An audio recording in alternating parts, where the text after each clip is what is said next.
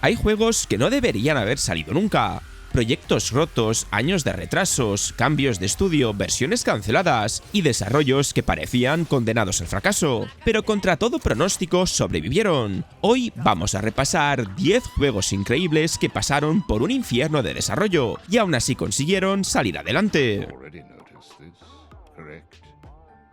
Y empezamos el vídeo con Kingdom Hearts 3, un juego que no solo tenía que salir bien, sino cargar con el peso de una saga entera a sus espaldas. Kingdom Hearts 3 es casi un milagro que saliera con forma de videojuego y no como un expediente perdido en una oficina de Square Enix, porque este juego sobrevivió a un auténtico infierno de desarrollo, y lo más fuerte es que, aun con todo eso encima, consiguió llegar vivo, vender una barbaridad y cerrar una saga que llevaba años acumulando teorías, esperas y traumas de fans. El problema empezó desde el principio. Se anunció demasiado pronto. Square Enix enseñó Kingdom Hearts 3 en 2013, pero el juego todavía estaba muy verde. No era ese típico anuncio de ya casi lo tenemos, era más bien un tranquilos, que existe. Y claro, cuando anuncias el regreso de una saga tan querida después de tantos años, la gente no espera con calma. Pero lo peor vino con el motor gráfico. Al principio, el juego estaba ligado a la tecnología interna de Square Enix, relacionada con Luminous, el motor que también arrasaba sus propios problemas en la época de Final Fantasy XV. En mitad del desarrollo, tuvieron que cambiar a Unreal Engine 4.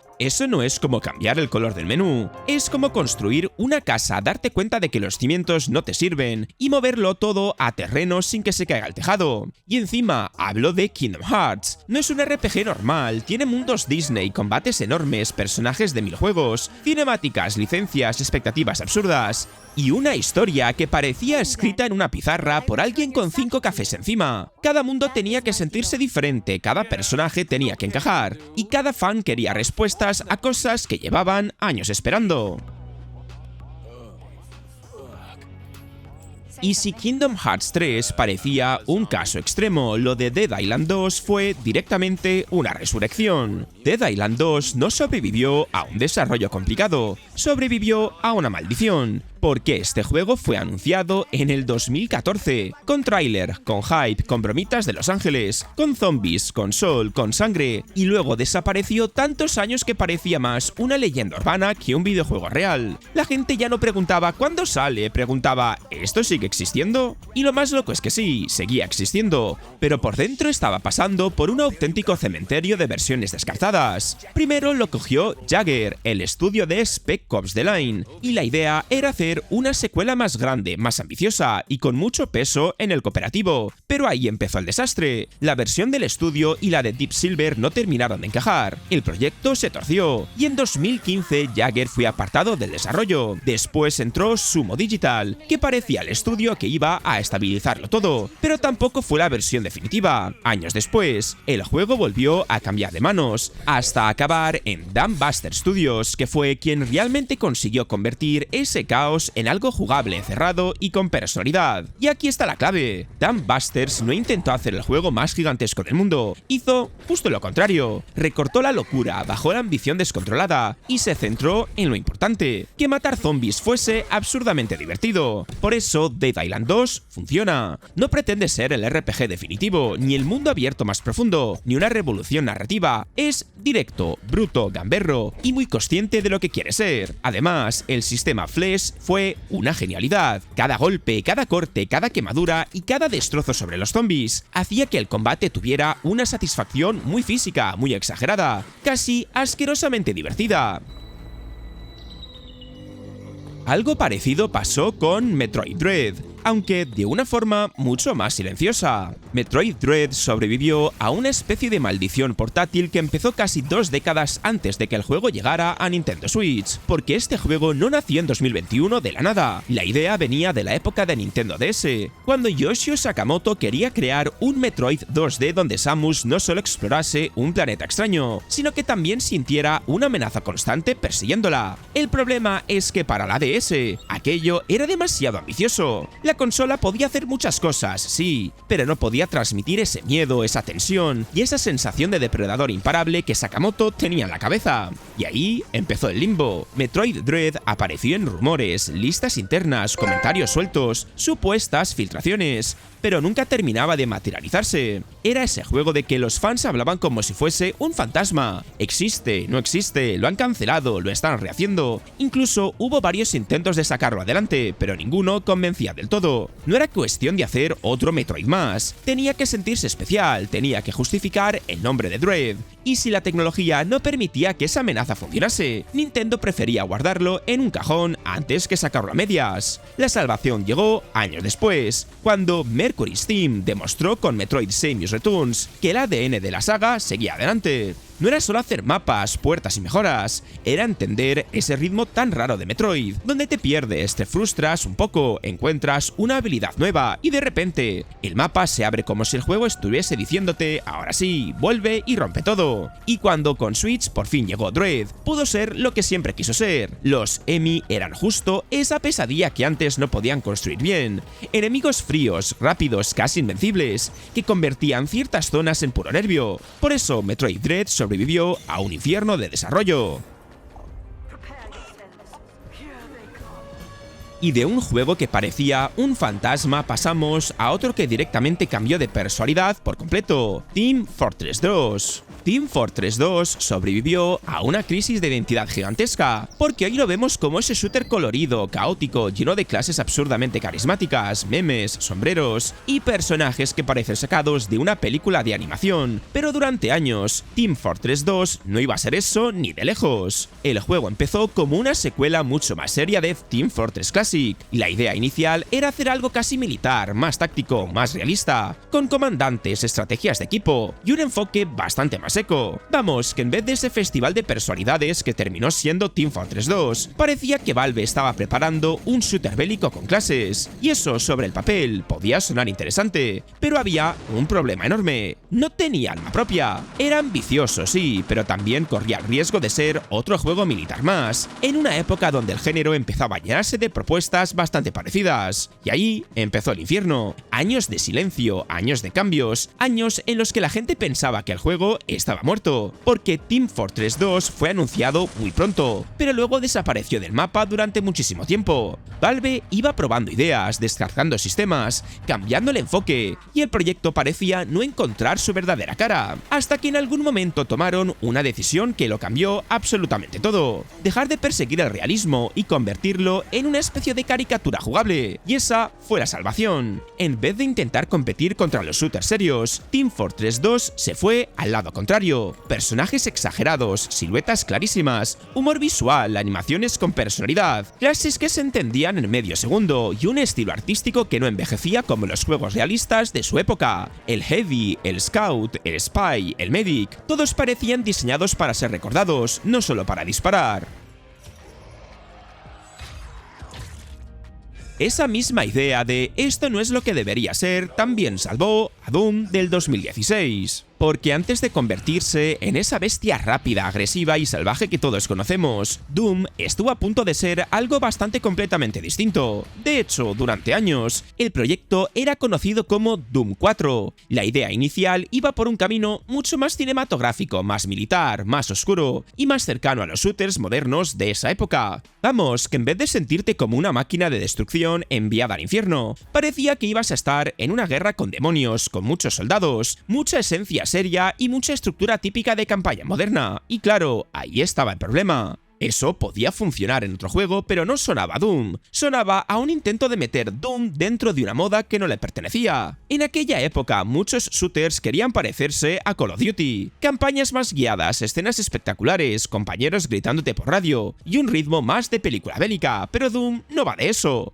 Doom va de entrar en una sala, ver 20 demonios, escuchar metal en tu cabeza y pensar, vale, aquí mando yo. El desarrollo se torció tanto que ID Software tuvo que parar, mirar lo que tenía entre manos y aceptar una verdad dolorosa: aquello no era Doom. Y cuando un estudio llega a ese punto, tienes dos opciones: o fuerza el proyecto hasta sacarlo como sea, o lo rompe casi todo y empieza a buscar la esencia de verdad. Por suerte, eligieron lo segundo. Ahí nació el Doom, que terminó llegando en 2016. Un juego que entendió que la clave no era esconderse ni esperar, ni avanzar despacito. Era moverse sin parar, disparar, esquivar, rematar, recuperar vida, cambiar de arma y seguir empujando hacia adelante como si el freno no existiera. Las ejecuciones, el combate agresivo, las arenas cerradas y esa música brutal hicieron que todo encajara.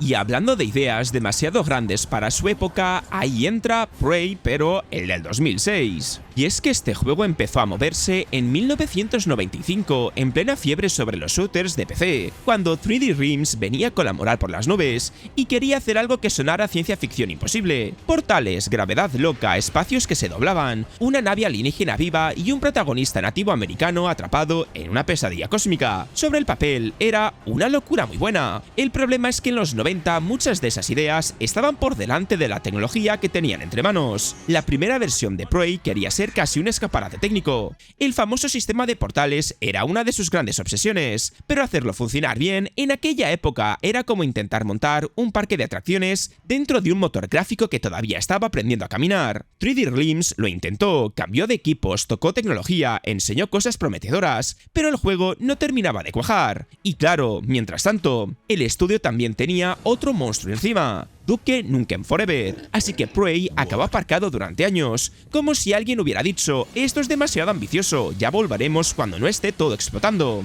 Y volvió, pero no como estaba pensado al principio. A comienzos de los 2000, 3D Realms decidió resucitarlo de otra manera, encargando el desarrollo a Human Hit Studios y usando id Tech 4, el motor de Doom 3, como base. Ahí el proyecto por fin dejó de ser una promesa eterna y empezó a convertirse en un juego real. Se mantuvieron ideas claves como los portales, la gravedad variable, el protagonista Cherokee Tommy y esa sensación de estar dentro de una nave alienígena que parece más un organismo que un escenario. Y lo más interesante de Prey, se nota que viene de otra época. Tiene ideas raras, decisiones incómodas, momentos muy de shooter de los 2000, pero también tiene una identidad brutal. No era simplemente Doom 3 con aliens, tenía paredes que se convertían en suelo, enemigos que aparecían por portales, viajes espirituales y una ambientación asquerosa, orgánica y bastante única. Después pasamos al caso de Kirby's Return to Dreamland, que parece el caso más inocente de todos, pero ojo, porque detrás también tuvo lo suyo. Este Kirby empezó a moverse después de Kirby 64 con la idea de llevar la saga principal a GameCube, pero el proyecto acabó pasando por varias formas distintas antes de llegar a Wii en 2011. En una entrevista de Itawa Ask, el propio equipo habló de 3 juegos de Kirby perdidos antes de llegar a la versión final. Y eso es una locura, porque hablo de Kirby, una saga que desde fuera parece sencilla. Kirby salta, absorbe enemigos, copia poderes, sonríe y todos felices. Pero hacer que eso funcione bien, que sea solo divertido y también multijugador, no era tan fácil. Una de las primeras versiones apostaba por 4 jugadores al mismo tiempo, algo que luego sería clave en Return to Dreamland. Pero el equipo descubrió que equilibrar un juego para un solo jugador y para jugar con amigos era muchísimo más complicado de lo que parecía. Luego hubo otras versiones, otros enfoques, otras ideas que se quedaron por el camino. El juego aparecía, desaparecía, se rumoreaba, se enseñaba un poco, volvía al silencio, y los fans ya no sabían si aquello seguía vivo o si Nintendo lo había metido en un cajón para siempre. De hecho, se anunció como proyecto de GameCube, se movió hacia Wii, y durante muchos años pensaron que todos estaban cancelado, hasta que por fin reapareció y terminó saliendo en 2011. La clave fue que HAL Laboratory dejó de intentar hacer el Kirby definitivo de golpe y volvió a lo esencial: plataformas claras, poderes divertidos, ritmo rápido, jefes coloridos y un multijugador caótico pero fácil de entender. No reinventaba la saga, pero la ordenaba. Cogía ideas que llevaban años flotando y las convertía en algo bastante sólido. Pero si hablamos de versiones descartadas, pocos casos tan bestias como Resident Evil 4. Resident Evil 4 sobrevivió a varios juegos muertos antes de convertirse en la obra maestra que todos conocemos, porque lo que acabó llegando en 2005 no fue la primera idea, ni la segunda, ni casi la tercera. Fue el resultado de Capcom mirando sus propios prototipos y diciendo: esto no es Resident Evil, hay que tirarlo. La primera gran locura fue una de las versiones iniciales de Resident Evil 4, que terminó convirtiéndose en Devil May Cry. Sí, literalmente. Aquella idea tenía demasiada acción, demasiado estilo, y un protagonista que se alejaba tanto del terror clásico que Capcom acabó separándola y creando otra saga. Y eso ya te dice hasta qué punto el juego estaba perdido buscando su identidad. Luego llegó otra versión más oscura, más rara, con Leon explorando escenarios tenebrosos, alucinaciones, enemigos paranormales y el famoso Hookman, ese hombre del ganso que aparecía en una demo y parecía sacado de una pesadilla. Era una propuesta muy potente, incluso con ideas que luego sobrevivieron, como la cámara al hombro, el apuntado con láser y algunos eventos rápidos, pero tampoco terminó de convencer. Y aquí está lo importante. Capcom no canceló esas versiones porque no hubiese talento, las canceló porque no encontraban el equilibrio. Unas se iban demasiado a la acción, otras demasiado al terror paranormal, otras parecían repetir fórmulas antiguas. Resident Evil 4 tenía que evolucionar la saga, pero sin perderla por el camino, y eso era muy difícil, porque venían de una fórmula bastante marcada: cámaras fijas, zombies, mansiones, laboratorios, llaves raras y supervivencia clásica. La salvación llegó cuando Shinji Mikami tomó el mando y el juego dejó de intentar parecerse al Resident Evil de siempre. En vez de repetir la fórmula, la rompió, cambió los zombies por aldeanos infectados, metió la cámara sobre el hombro, hizo que cada disparo tuviera peso y convirtió el miedo en tensión pura. Ya no era solo sobrevive porque tienes poca munición, era sobrevive porque te rodean, te empujan, te gritan y no sabes por dónde te van a entrar. Luego llegamos al caso de L.A. Noire, un juego que sobrevivió por pura ambición. L.A. Noire quería hacer algo que en 2011 sonaba casi imposible: mezclar mundo abierto, cine negro, casos detectivescos, interrogatorios, una recreación enorme de Los Ángeles en los años 40 y una tecnología facial que tenía que hacer que leer las mentiras en las caras de los personajes fuese la clave. Vamos, una idea preciosa, pero también una máquina perfecta para romper un desarrollo. El juego empezó en el 2004 en Team Bondi y tardó unos 7 años en salir. Eso ya te dice que la cosa no fue precisamente suave. Además, al principio estaba ligado a Sony, luego pasó a publicarlo Rockstar, y durante todo ese tiempo el proyecto fue creciendo, cambiando y acumulando problemas. No era solo hacer un GTA con detectives, que es lo que mucha gente esperaba, era construir un juego donde la parte importante no era liarte a tiros, sino mirar a una persona a los ojos y decidir si estaba contando la verdad. Y ahí entra el famoso Motion Scan, una tecnología que capturaba la cara de los actores desde un montón de ángulos para que cada gesto, cada mirada rara y cada microexpresión sirvieran en los interrogatorios. La idea era brutal, pero también carísima, rígida y complicada de integrar. Si una escena no funcionaba, no era tan fácil como repetir una animación cualquiera. Todo dependía de esa mezcla entre rara de acción, actuación y mecánicas de videojuego. Pero el verdadero infierno estaba dentro. Tras el lanzamiento salieron quejas de antiguos trabajadores hablando de jornadas larguísimas, crunch, mala gestión y un ambiente durísimo en Team Bondi. Incluso hubo polémica por nombres omitidos o mal acreditados en los créditos, algo que terminó dejando una imagen bastante amarga alrededor del estudio. Y lo más fuerte es que Team Bondi cerró poco después del lanzamiento.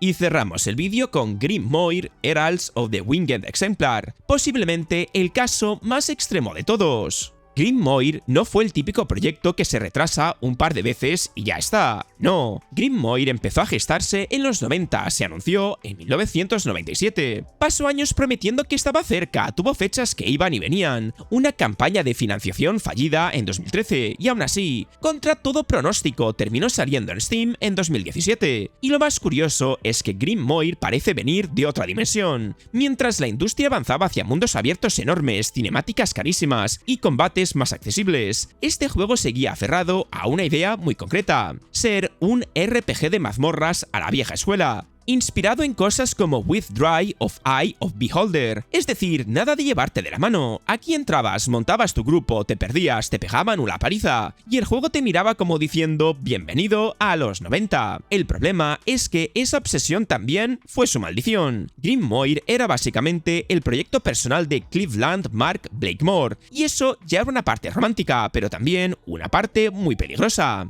Cuando un juego depende tanto de una sola visión, puede mantenerse puro, sí, pero también puede quedarse atrapado durante años en cambios, promesas, ajustes, retrasos y perfeccionismo. Y eso fue exactamente lo que le pasó. Además, cuando por fin salió, no llegó como un juego moderno disfrazado de clásico, llegó como si hubiese cruzado una puerta del tiempo. Gráficos antiguos, interfaz dura, combate lento, dificultad elevada y un diseño que no pedía permiso. Para algunos fue una reliquia imposible de disfrutar, para otros justo por eso tenía personalidad. Y al final, algunos de estos juegos tardaron tantos años, otros cambiaron de estudio, otros fueron rehechos casi desde cero, pero todos tienen algo en común. Por lógica, deberían haber acabado en cancelados, rotos o enterrados para siempre, y aún así, salieron adelante. Y ahora te toca a ti. ¿Qué otro juego meterías en una segunda parte? Te leo en los comentarios. Y si te ha gustado el vídeo, dale al like, al hype si lo estás viendo desde el móvil, y suscríbete si no lo estabas. Y si quieres pillar juegos baratillos, echa un vistacito abajo en la descripción o en el comentario fijado, porque te los vas a encontrar en Eneba. Dicho esto, nos vemos en el próximo vídeo.